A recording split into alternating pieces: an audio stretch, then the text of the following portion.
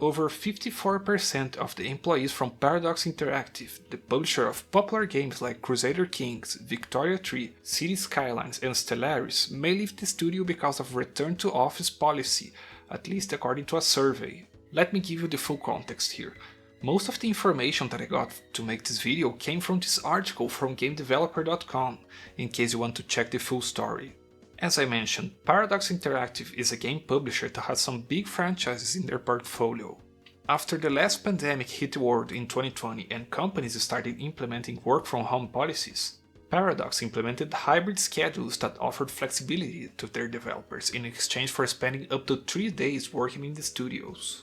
Many developers found this framework ideal for their lifestyles. However, in November 2024, rumors about a return to office began circulating at Paradox.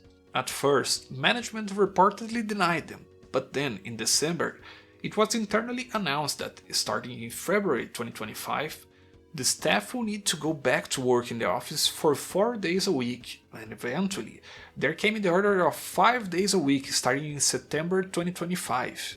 According to sources that spoke with Game Developer, the policy ended up being very unpopular with the employees. Paradox convened a town hall to address the situation with the staff, and people expressed their dissatisfaction with all that.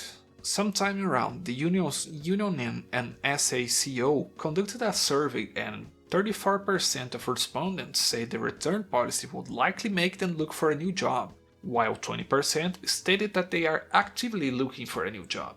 Apparently, a talent bleed might have begun. Overall, these are the main points from the story. More details can be read in the article I mentioned.